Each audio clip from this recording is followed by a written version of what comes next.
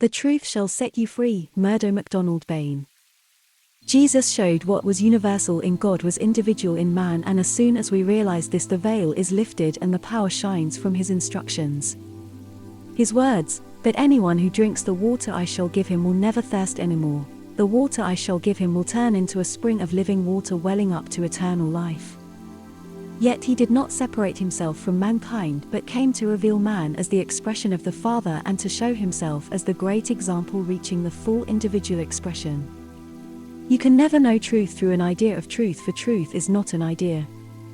An idea of truth is but a standardization of thought which is limitation and prevents the unfolding of the self in truth. You must not try to imagine what truth is.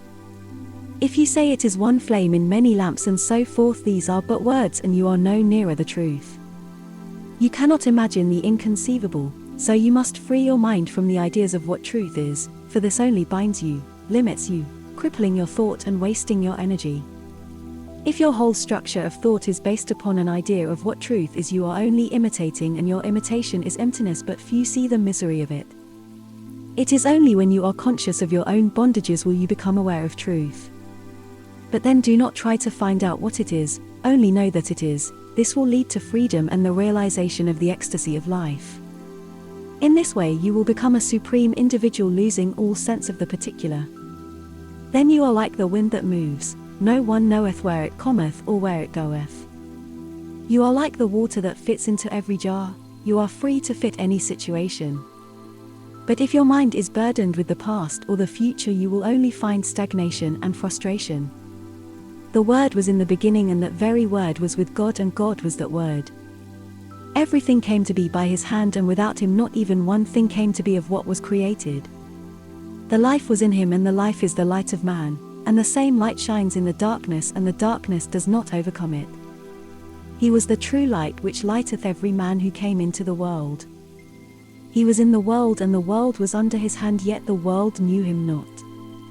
He came to his own, and his own did not receive him. But those who received him, to them he gave power to become sons of God, especially those who believed in his name. Those who are not of blood, nor of the will of the flesh, nor of the will of man, but born of God. No one has ever seen God but the firstborn of God, who is in the bosom of his Father, he has declared him. When we consider this, we enter into the realm of fact in knowing that all there is infinite. Therefore all must be of the infinite, and in the infinite there is no other substance, life, consciousness, or power but that which is infinite. Therefore all is infinite and therefore indestructible. Not one particle of substance we know of can be destroyed. It may change its form, yet nothing is lost. Some call this change in form decay or death, but when we examine this further we see that there can be no death anywhere, it is but an idea in the mind of man. These ideas then bind you and help to create sorrow and limitation by your belief in loss, so you become afraid. When the law of change is not understood, you create ideas which you think are true. Don't you see how you become limited and fearful? Thus you no longer can be free, but have conditioned yourselves in your beliefs. Modern science has proved to us that there is only one substance underlying all formation, whether it be mineral, vegetable, animal, or man.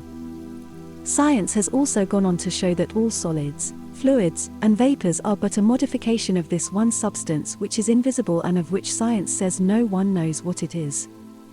All is acting according to definite laws which are stable and eternal, showing that there is an infinite intelligence underlying everything, and we only know that it is, not what it is.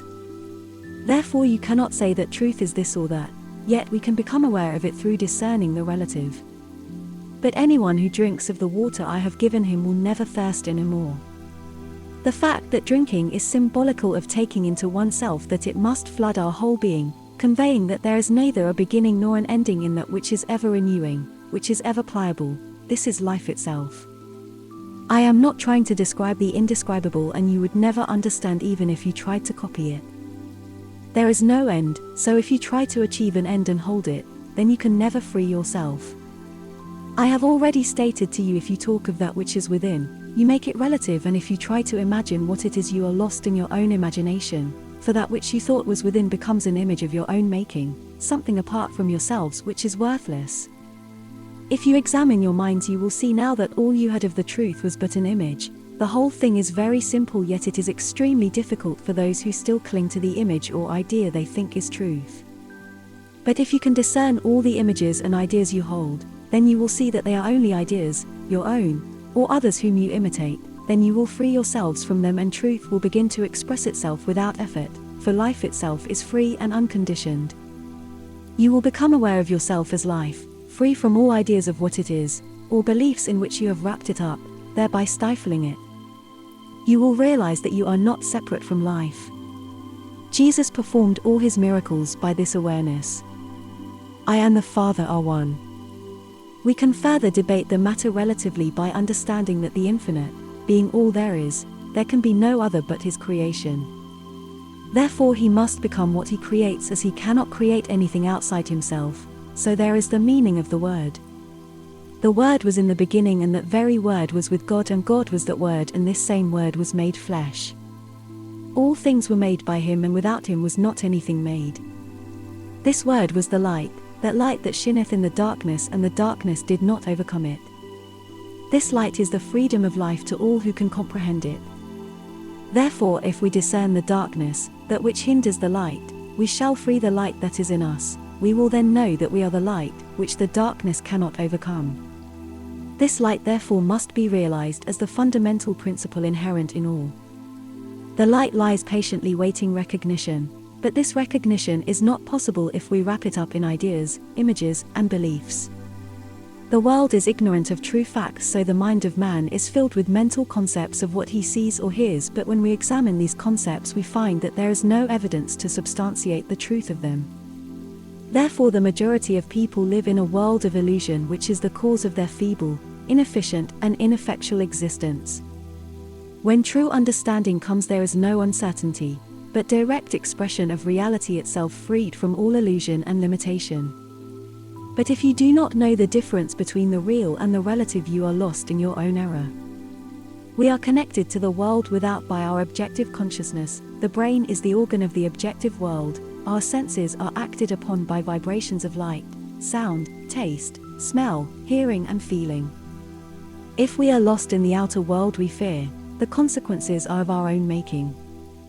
But if we are aware of the truth, our nervous system conveys constructive impulses which react upon our body and circumstances, creating harmony instead of chaos, with the result that we build health and establish harmony in our surroundings, which brings happiness through the expression of the light that overcometh all things. The infinite has given us free will to choose. The choice is left with us to choose freedom or limitation. Benediction. O Eternal One, Thou hast blessed me with thy light, that I may put to flight the gathering gloom of ages, matured in the dark corner of the human mind.